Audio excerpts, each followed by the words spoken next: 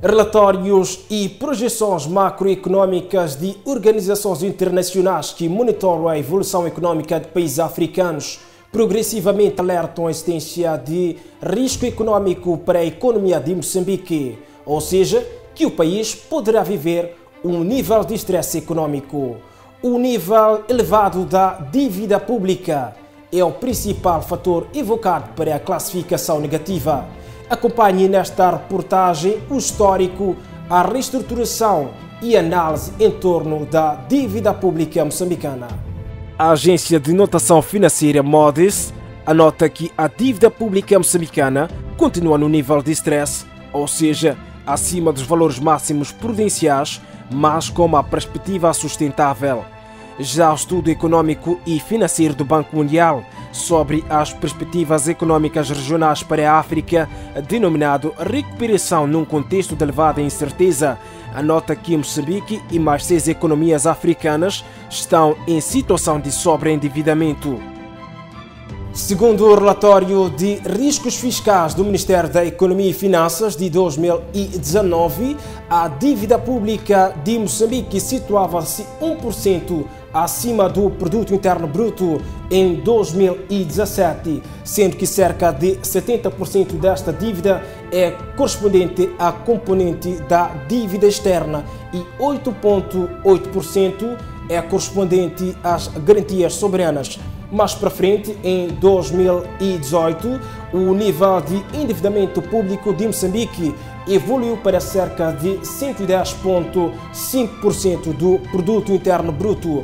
Este ano, 2019, os estudos apontam que a dívida pública de Moçambique evoluiu para cerca de 117% do Produto Interno Bruto.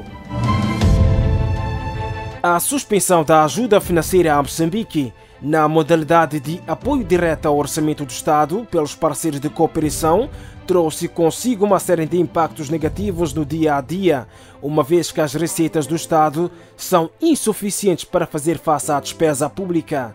Um dado que, segundo os analistas, o governo tinha que ter em conta antes da contratação das dívidas e decisão sobre a finalidade dos empréstimos.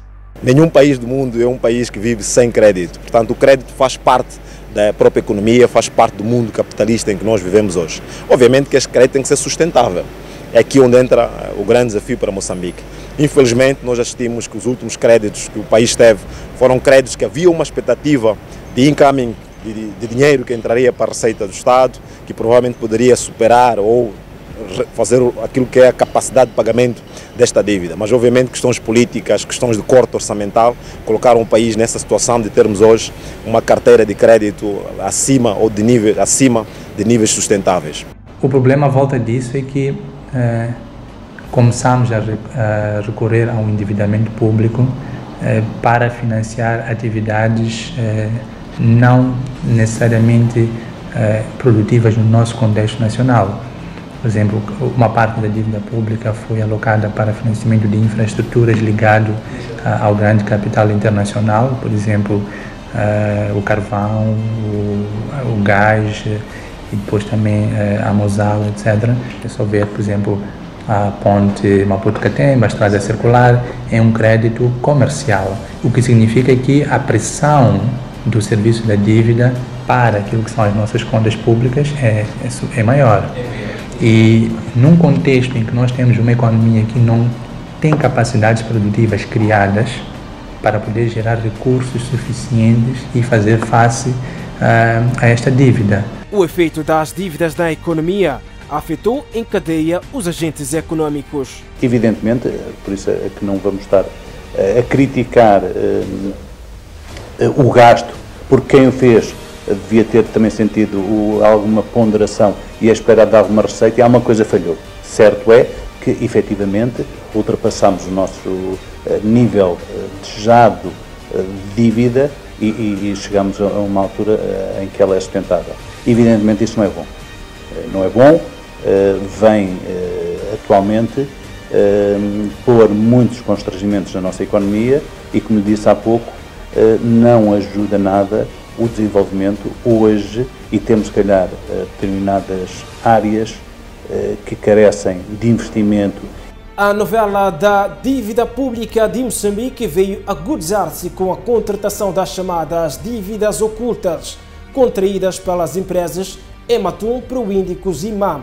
Os economistas entendem que este fato veio agudizar ainda mais o nível de insustentabilidade da dívida pública de Moçambique. A descoberta das dívidas manchou a imagem do país fora de portas e mesmo diante de protestos, o Parlamento carimbou a favor da inclusão das dívidas nas contas do Estado. A descoberta das dívidas ilegais, ocultas, como se chama, trouxe a ideia de um fenômeno relativamente novo na nossa economia. Mas no passado nós tivemos históricos de crise de dívida, em que Moçambique beneficiou de perdão de dívida internacional, e isso mostra que a nossa economia não conseguiu fazer o uso positivo dos vários perdões de dívida que foi tendo ao longo dos anos, não é? Se nós olharmos para as 3 grandes empresas que estão envolvidas nos últimos casos de dívidas ocultas, são empresas cujo projeto em si são projetos rentáveis. O que falhou foi a execução, não a ideia do projeto em si. Os 3 projetos ou 4 projetos são projetos lucrativos, são projetos que dariam um grande boost ao país. Mas o setor produtivo tem de garantir que há retorno de capital para que realmente esta dívida seja sustentável.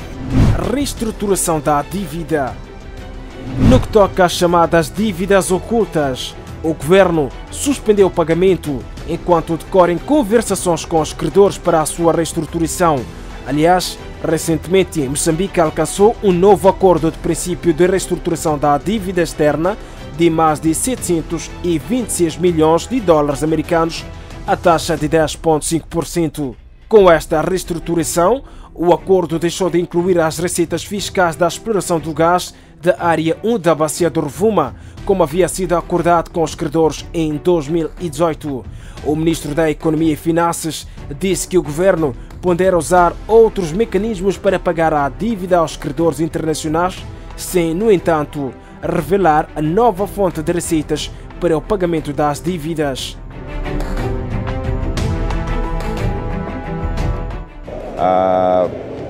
O gás não era para entregar o gás em espécie para os credores usarem para pagar a dívida. Era uma medida para saber como é que o cupom vai crescer e onde é que nós vamos arranjar os recursos para crescer o cupom que tínhamos acordado. E a receita que vinha do gás como imposto e não em espécie, que fazia crescer a possibilidade de pagamento, porque o argumento para a reestruturação era um problema de tesouraria e por isso os argumentos deles é que uma vez que vai aumentar a possibilidade da tesouraria, era justo que houvesse uma comparticipação. Com esta reestruturação, o reembolso será feito em 8 prestações semestrais iguais de 112,5 milhões em cada 15 de março e 15 de setembro dos anos 2028, 2029, 2030 e 2031. Recorde-se que recentemente o Conselho Constitucional declarou ilegal o empréstimo comercial com garantias soberanas de 350 milhões de dólares contraídos pela Ematum. Entretanto, este dado foi ignorado pelo governo e nada alterou o processo de reestruturação junto aos credores internacionais. Sua Excelência o Presidente da República já disse isso. O governo respeita as instituições e as decisões. Neste momento, há um acordo que diz para parar. Não, estamos parados. Agora, o que estamos a fazer é ver quais são as implicações deste acordo nos acordos que a República tem com o mundo. E em função disso, nós vamos dar a informação que for necessária, como temos feito quando colocamos o anúncio, vai acontecer. Mas neste momento, nós estamos a cumprir o acordo e temos que ver porque a República também tem que ser protegida, porque o Estado tem que continuar a ser visto lá fora como um Estado que honra os seus compromissos e tudo isso. Então são esses passos que estamos a dar, ver quais são as implicações do acordo. Mas para já, nós temos que cumprir, não há como fazer diferente. Perspectivas. Os recursos disponíveis para financiar a atividade produtiva, para financiar a despesa pública, neste caso estamos a falar das despesas de infraestrutura de estrada, ficam insuficientes. Então, o que leva o governo novamente a entrar no mercado de dívida e emitindo mais títulos de dívida.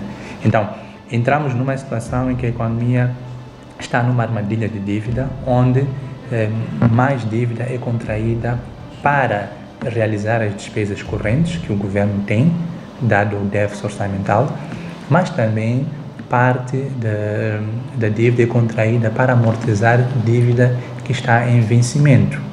Então, a questão que pode se levantar a seguida é quando é que este ciclo pode fechar? O exercício que o Moçambique tem que fazer hoje é tentar renegociar essas dívidas para estender o prazo e não ter uma pressão no presente para fazer face aos pagamentos da dívida.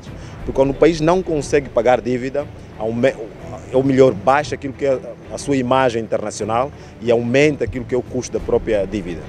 O segredo neste momento é o país tentar melhorar a sua imagem internacional. E para melhorar a imagem internacional, principalmente nos mercados financeiros, tendo de melhorar a estabilidade política, a questão da paz é fundamental e, acima de tudo, renegociar a presente carteira de dívida. Infelizmente, Moçambique, nos últimos anos, estamos a assistir a economia a estagnar por vários motivos. Este ano, os ciclones também vieram colocar a expectativa de crescimento à metade daquilo que se esperava. O país tem de sair destes desafios sociais e políticos para que realmente a economia possa alavancar-se, possa sim melhorar e fazer face ao serviço de dívida. Ter dívida não é o problema, o grande problema é se nós pagamos esta dívida e se mantemos a nossa imagem internacional nas melhores. Devemos falar com os nossos parceiros, devemos colocar a hipótese que haja de renegociação e continuar no desenvolvimento normal, sem que estejamos já a hipotecar a nossa geração e as gerações vindouras com este peso que hoje tanto afeta qualquer investimento público e que estamos completamente amarrados a algo que vem do passado. Recentemente, o presidente da República, Filipe Nunes, reuniu-se com o presidente do Conselho de Administração do Banco Russo, VTB, um dos cofinanciadores das chamadas dívidas ocultas. As partes analisaram a reestruturação, tendo o VTB garantido que não vai pressionar o Estado até que se chegue a um consenso sobre a reestruturação. Estes desenvolvimentos surgem num contexto em que Moçambique abre uma nova página na história do desenvolvimento econômico, com os avultados investimentos na área de petróleo e gás, coincidência na bacia do Rovuma. Entretanto, os estudos não deixam de alertar a existência de riscos macroeconômicos por conta da insustentabilidade da dívida pública externa. Afinal, o que se deve esperar da economia moçambicana nos próximos anos?